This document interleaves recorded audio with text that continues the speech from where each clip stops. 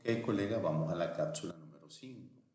Aquí dentro de los llamados modernos tenemos eh, las entrevistas de evaluación situacional, lo que también se le conoce como assessment center y en algunos casos se le llama dramatización. Básicamente, ¿qué buscamos acá? Mire, cuando nosotros, por cultura de la organización, madurez de la organización, profesionalismo y siempre en vías de innovación, recuérdense que la innovación no es solo tecnología. Yo puedo innovar un proceso. Entonces, esto es un proceso. Entonces, aquí, ¿qué es lo que buscamos? Primero, que nosotros como organización queremos ir más allá de las búsquedas tradicionales. Una entrevista, un test psicológico,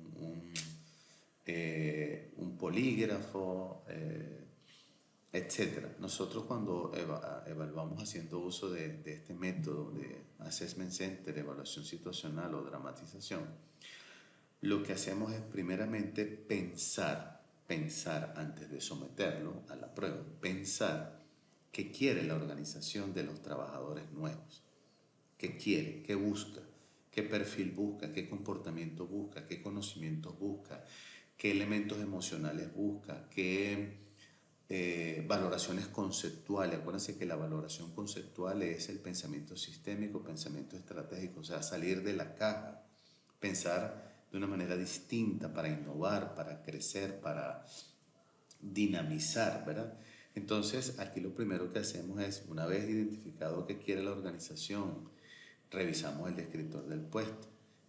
¿Buscando qué? Buscando el perfil idóneo, no el mejor, porque cuando decimos el mejor, normalmente lo asociamos a conocimientos y habilidades. Y variables como actitud, juicio y valores lo dejamos a un lado. Entonces, se prepara un caso. ¿Cómo se prepara un caso? Pues nada, muy sencillo. Yo documento de la manera más precisa una situación.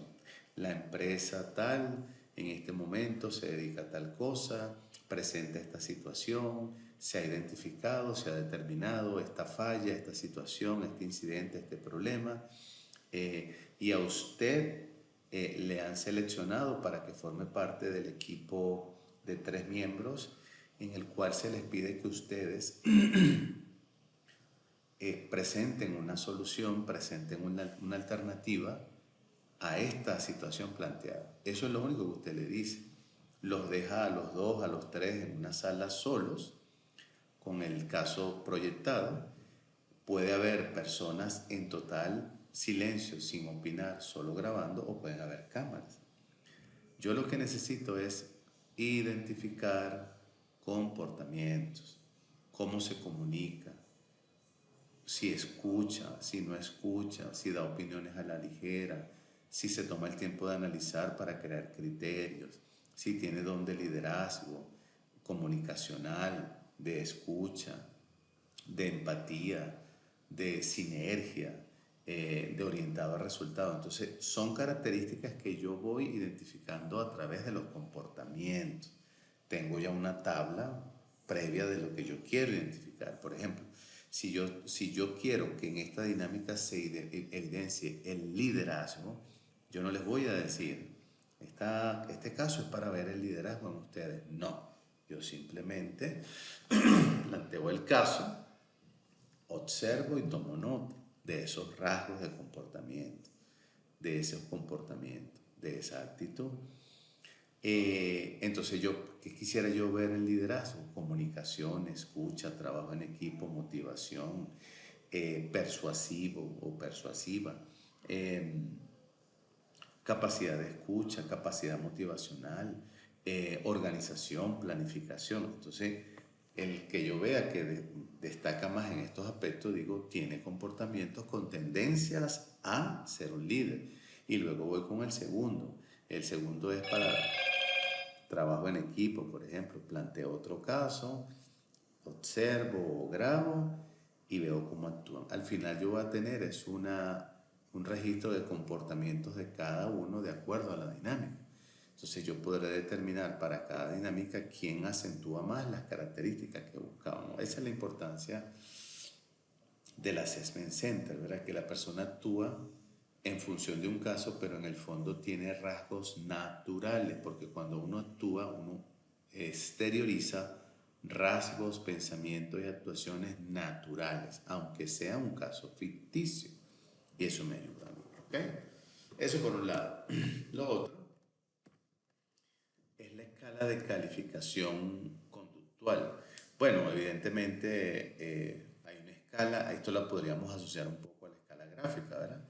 Que puede ser numérica, porcentual o cualitativa. Entonces yo voy a tener una serie de preguntas organizadas por variables. A cada pregunta le doy un peso y luego puedo ver qué tendencias de comportamiento en función al peso de cada variable se obtuvo de cada uno. Y ahí voy a tener una valoración mucho más con datos más valiosos, ¿okay? Para tomar decisiones. Y finalmente el modelo de evaluaciones psicológicas y el modelo de contabilidad de recursos. El primero se refiere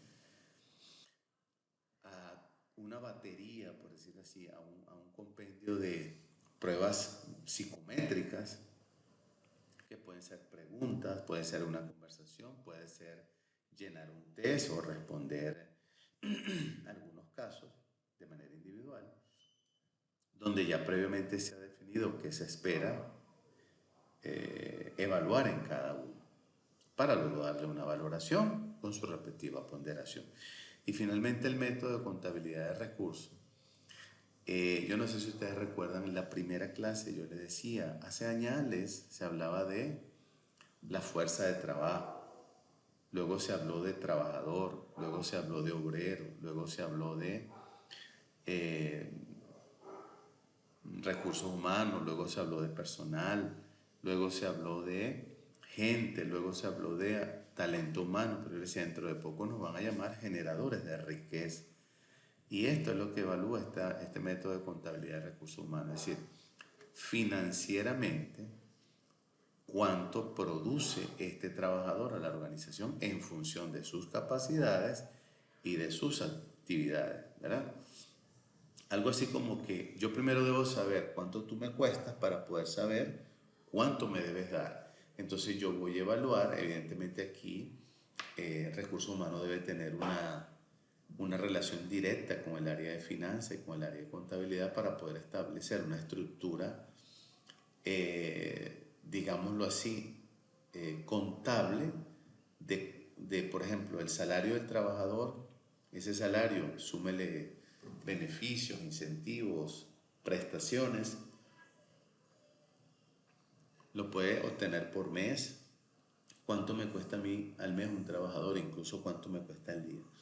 No es tan así de preciso porque va a influir la particularidad del rol o las actividades laborales que tenga cada colaborador, ¿verdad? Entonces, pero no es igual, por ejemplo, una secretaria o un analista contable a un ejecutivo de venta que está en la calle. Entonces no puedo hacerlo, digamos, muy estándar, debo tener particularidades, pero lo que yo quiero es saber cuánto me cuesta y cuánto me debe producir, porque cuando a mí me contratan y me dicen este es su salario, y estas son sus prestaciones, y estos son sus beneficios, y estos son sus incentivos, a mí me están diciendo, y yo quiero que usted me produzca o me entregue o me alcance este objetivo, este logro. Entonces yo valgo no solo lo que es mi salario, yo le cuesto a la organización otras cosas, por ejemplo, que algunas no la contabilizan en la estructura de costo. ¿Cuánto consume, por ejemplo, Verónica, o Carla, o Juan, o Carlos, o Eduardo, o Corleo en electricidad todos los días? ¿Cuánto me consume en promedio de agua cada vez que va al baño a lavarse las manos? ¿Cuánto me consume en servilleta? ¿Cuánto me consume en café? ¿Cuánto me consume en electricidad cada vez que sube el ascensor, cada vez que enciende la computadora, cada vez que el aire acondicionado está encendido? O sea, todo eso. Por eso es un proceso bien delicado Pero cuando se llega al método de lograr saber cuánto me cuesta realmente cada empleado, eso me hace tener una ventaja, porque yo puedo, si estoy por encima del promedio del mercado en pago, yo puedo aprovechar eso en los procesos de reclutamiento. Pero bueno, es un método interesante. Bueno, me quedo aquí con esta cápsula para luego ir a la cápsula número 5, ¿ok? Ya estamos casi llegando al final. Gracias.